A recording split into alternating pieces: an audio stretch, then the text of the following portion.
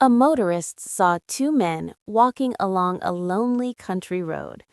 They were carrying heavy bags, so he at once informed the police. That morning, the police had broadcast a message on the radio asking for information which might lead to the arrest of two thieves who had stopped a train and stolen mail bags containing a lot of money. The police soon arrived on the scene. They questioned both men, but neither of them could speak English. The men tried hard to resist arrest and kept shouting loudly at the police all the way to the station. When they arrived there, both men refused to say anything and simply pointed at their bags. The police opened them at once and then realized that they had made a terrible mistake. The men were French onion sellers and their bags were full of onions. Apologizing for their mistake, the police set the men free immediately.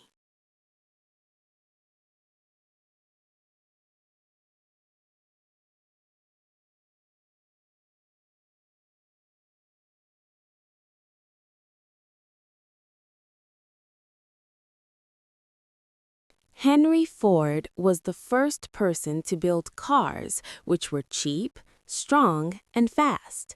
He was able to sell millions of models because he mass-produced them.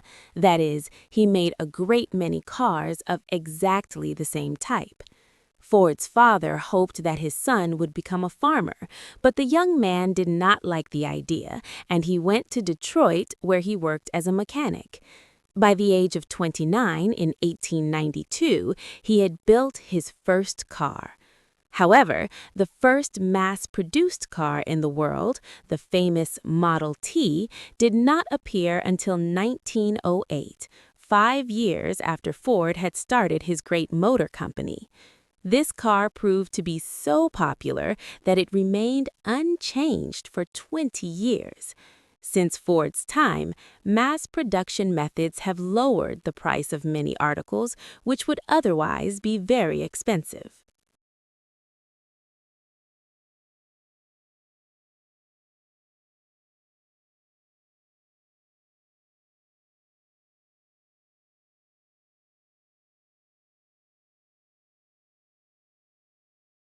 As neither she nor her husband smoked, Mrs. Trench was surprised to see cigarette ash on her doorstep as she entered the house.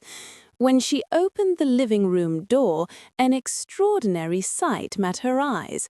A strange man had taken advantage of her absence and was fast asleep in an armchair. Taking care not to disturb him, Mrs. Trench left the house immediately. She called a taxi and went straight to the police station. When she got there, she hastily explained what had happened and added that the man must have got into the house through an open window. Mrs. Trench returned home in a police car together with 2 policemen. But it was now too late. The man had disappeared. Hurrying upstairs, she went to her dressing table. She smiled with relief when she saw that the only thing the man had taken was an imitation diamond necklace, which was almost worthless.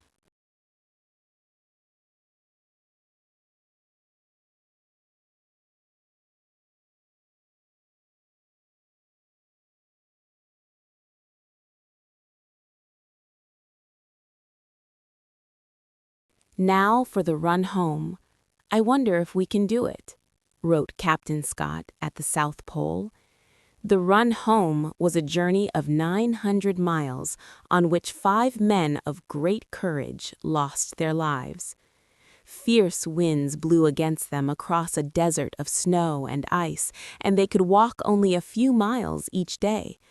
A month later, Evans died after a serious accident. Soon, another member of the party, Captain Oates, could go no further. One morning he said, "I am just going outside and maybe some time." He disappeared into the snow and never returned. 3 men now struggled on until they were only 11 miles from their base camp, where was plenty of food. But a terrible snowstorm began, and they had to remain in their tent for days. A search party found their bodies a year later. All three had died in their sleep.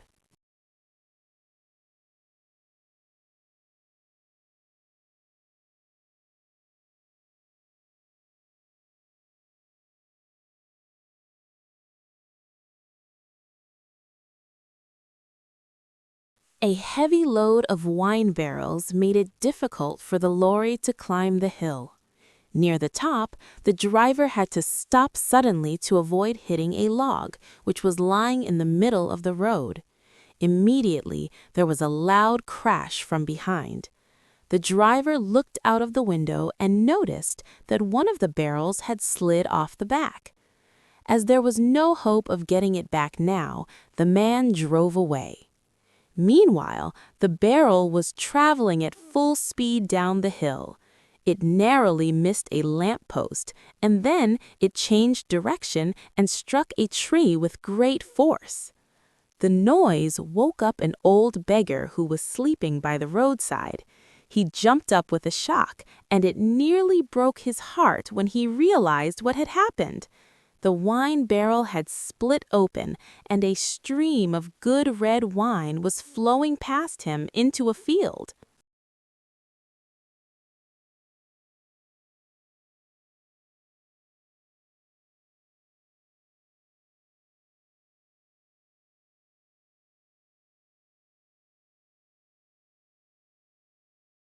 By midday, the small party of boys, led by their schoolmaster, had reached a height of 2,500 feet. At this point, the party had to stop climbing because one of the boys became seriously ill. The only thing the master could do was to return to the mountain hut where they had spent the night. From there, he telephoned the police.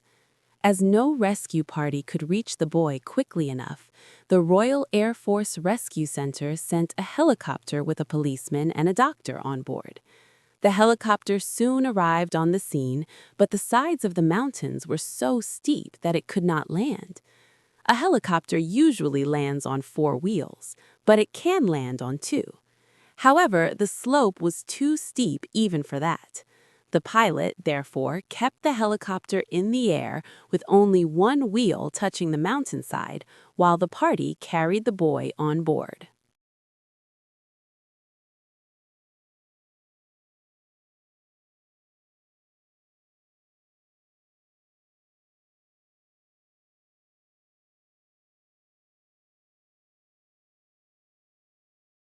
The local bank manager now regretted that he had offered to produce his play Business is Business, as the first public performance was not far off. He was naturally getting anxious. He was having a difficult time because, of course, there were no professional actors in the town theater group. In one amusing scene, the main character, a bank clerk, had to greet an important customer who had just returned from a long voyage. In real life, the bank clerk was a baker and the customer a nurse from a nearby hospital. Dressed in a fur coat, the customer came on the stage, and the bank clerk sprang up from his desk, waving his arms and saying, "This is a surprise." "Stop!" shouted the producer for the 10th time. "She's a customer, not your mother-in-law. Remember, you're a bank clerk." This time, the poor baker lost his temper. "Thank goodness I'm not," he shouted. "You ought to try being a baker sometime."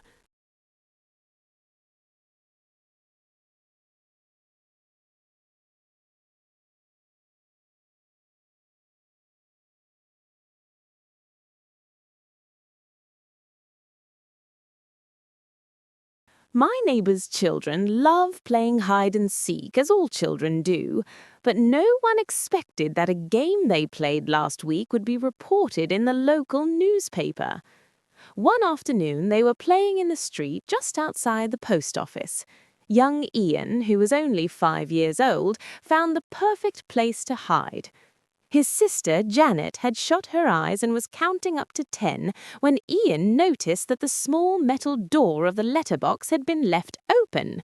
The postman had just taken all the letters out and had gone into the post office to see if there were any parcels. Ian climbed into the letterbox and pulled the door from the inside so hard that it locked. Soon realizing what he had done, he became very frightened and started crying. Meanwhile, Janet was looking for him everywhere but could not find him. It was lucky she happened to stop outside the letterbox and hear Brother's cries.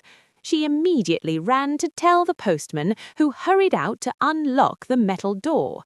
Ian was now free, but he had had such a bad fright that he could not stop crying. The postman, however, soon found a way of making him laugh again.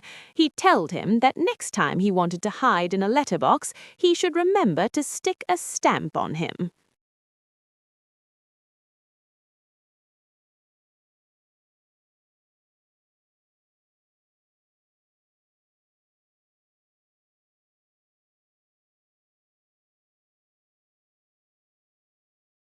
After having lived for over 20 years in the same district, Albert Hall was forced to move to a new neighborhood. He surprised his landlord by telling him that he was leaving because he could not afford to buy any more chocolate. It all began a year ago when Albert returned home one evening and found a large dog in front of his gate. He was very fond of animals, and as he happened to have a small piece of chocolate in his pocket, he gave it to the dog. The next day, the dog was there again. It helped up its paws and received another piece of chocolate as a reward. Albert called his new friend Bingo. He never found out the dog's real name, nor who his owner was. However, Bingo appeared regularly every afternoon, and it was quite clear that he preferred chocolate to bones. He soon grew dissatisfied with small pieces of chocolate and demanded a large bar a day. If at any time Albert neglected his duty, Bingo got very angry and refused to let him open the gate. Albert was now at Bingo's mercy and had to bribe him to get into his own house. He spent such a large part of his weekly wages to keep Bingo supplied with chocolate that in the end he had to move somewhere else.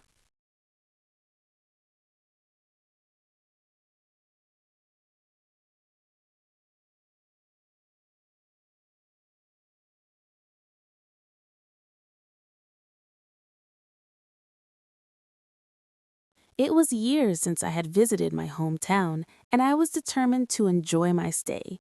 I went to see my old friend, Tom Clark, who, among other things, was a member of the local council. At the time, Tom was busy making arrangements for a distinguished writer to give a talk on modern literature at the town library. As the subject interested me a great deal, I gladly accepted Tom's invitation to go with him. Tom was going to introduce the guest speaker, and that evening we went to the library to meet him.